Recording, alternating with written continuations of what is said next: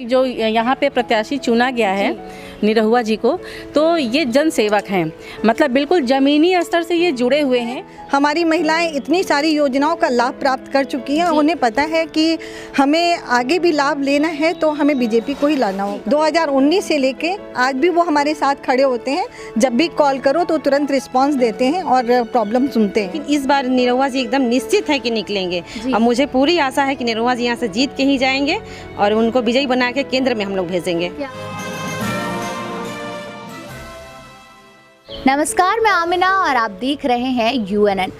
आपको पता ही है कि हम आजमगढ़ में हैं और आजमगढ़ में उपचुनाव हो रहा है, जिसकी वजह से यूपी में ही नहीं बल्कि पूरे देश में आजमगढ़ की चर्चा हो रही है। जब से अखिलेश यादव ने इस्तीफा दिया तब से तमाम तरह के कयास लगाए जा रहे थे कि भाई बीजेपी किसको अपना उम्मीदवार बनाएगी, सपा किसको अपना उम्मीदवार बनाएगी, या फिर बात करें बसपा की तो वो अपना उम्मीदवार किसे बना रही है। बात साफ हो गई। और बीजेपी की अगर हम बात करें तो बीजेपी ने अपना उम्मीदवार बनाया भोजपुरी के सुपरस्टार दिनेश लाल यादव निरहुआ को, और लगातार वो रोड शो करते हुए नजर आ रहे हैं, आजमगढ़ की गलियों में, गाँव में नजर आ रहे हैं। लेकिन हम आप इस वक्त बात करेंगे आजमगढ़ की ही महिला मोर्चा के कुछ सदस्यों से और बात करेंगे कि आजमगढ़ में महिलाओं की क्या हाल है और इस बार क्या लग रहा है कि आजमगढ़ में बीजेपी क्या कमाल करेगी। सबसे पहले इन सभी महिलाओं का स्वागत है हमारे चैनल में।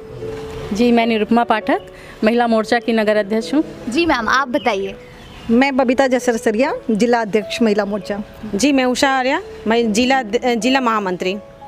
मैं अनीता सिंह, नगर से महामंत्री।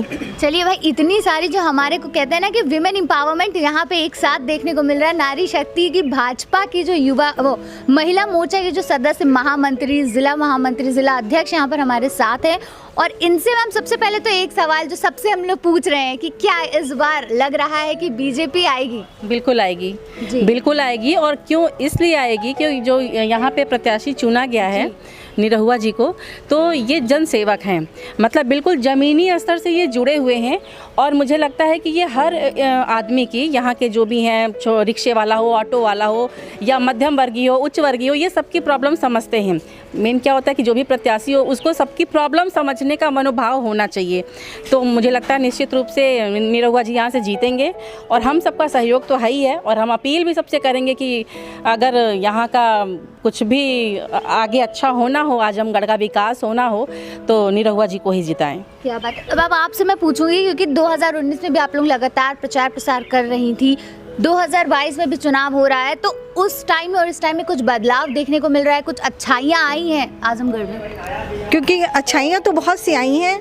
हमारी महिलाएं इतनी सारी योजनाओं का लाभ प्राप्त कर चुकी हैं, उन्हें पता है कि हमें आगे भी लाभ लेना है तो हमें बीजेपी को ही लाना होगा। तो उस टाइम से इस टाइम में क्या, क्योंकि पहले आप लोग गई होंगी जब पहली बार उम्मीदवार बीजेपी का उतरा, निरहुआ जी उतरे थे 2019 में, वो टाइम कैसा था और ये टाइम कैसा है?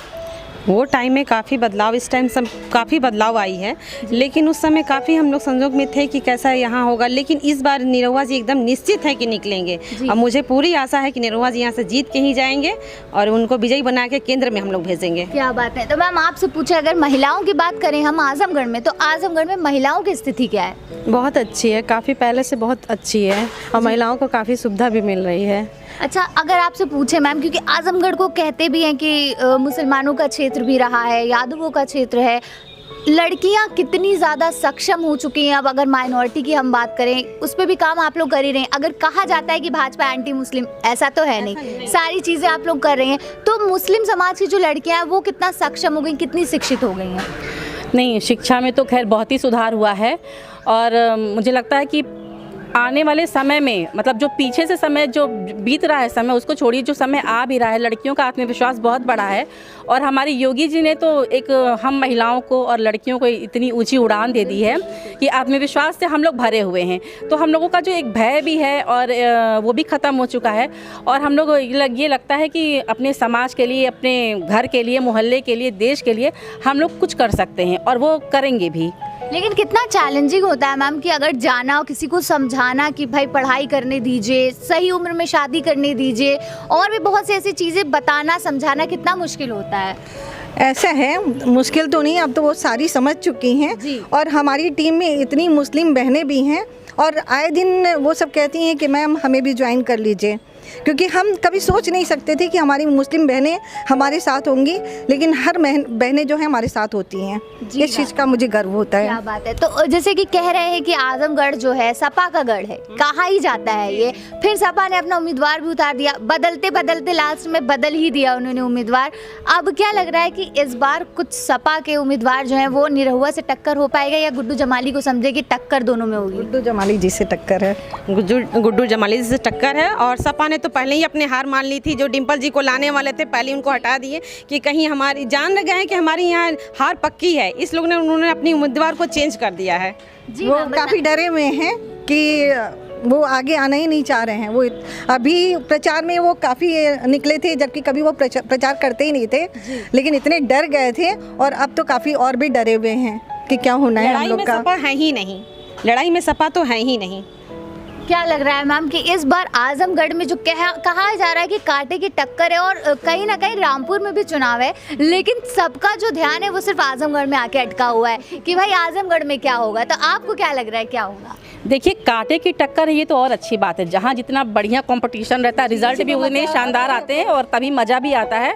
और हम तो बस यही जानते हैं, और ये हम पूरी तरह मान चुके हैं कि हमारे दिनेश लाल निरहुआ जी ही इस बार विजयी होंगे। बताएं मैम, आपको क्या लग रहा है? मुझे भी लग रहा है इस बार जाएंगे निरहुआ जी जीत तो के ही। कितना अच्छा लगता है, और कितना लगता है क्योंकि 2019 में भी आप लोगों ने काम किया, फिर मौका बहुत जल्दी मिल गया फिर से प्रचार प्रसार करने का, और इस वक्त जो भीड़ हम देख रहे हैं, काफिले देख रहे हैं निरहुआ जी के साथ, वो काफी है। चढ़ बढ़ के इसमें हिस्सा ले रही हैं। लगता है मुझे कि पुरुषों से ज्यादा महिलाएं इसमें चढ़ बढ़ के इतनी, मतलब पहले तो ढूंढना पड़ता था, महिलाओं को खोज खोज के निकालना पड़ता था, लेकिन आजमगढ़ ऐसा जनपद हो गया है कि महिलाएं दौड़ती हैं कि मुझे भाजपा में जाना है प्रचार प्रसार के लिए। इतनी तेज धूप में भी हम अपनी सरकार को ही देंगे, क्योंकि उन्होंने महिलाओं को इतना उच्च स्थान दे दिया है, इतना सम्मान दिया है, इसलिए महिलाएं तो आएंगी ही आएंगी। जो महिलाएं नहीं घर से निकलती थी वो भी अब हिम्मत करके आ रही हैं। अभी नामांकन में इतनी तेज धूप थी, पर 3 घंटा महिलाएं कैसे धूप में बैठी हैं वो आप खुद देख रही होंगी। सारी महिलाएं बैठी रहीं, और ऐसा नहीं कि शहर से ही, गांव की भी महिलाएं बहुत जागरूक हो गई हैं।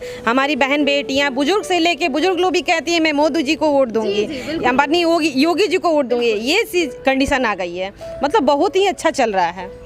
मैं खुद अगर अपना बताऊं कि अगर मैं जाती हूँ लोगों के गांव में जाती हूँ, तो अगर महिलाएं मिलती हैं तो उनसे अगर पूछते हैं कि अम्मा किसे वोट देंगी, तो कहते हैं हम तो मोदी को वोट देंगे।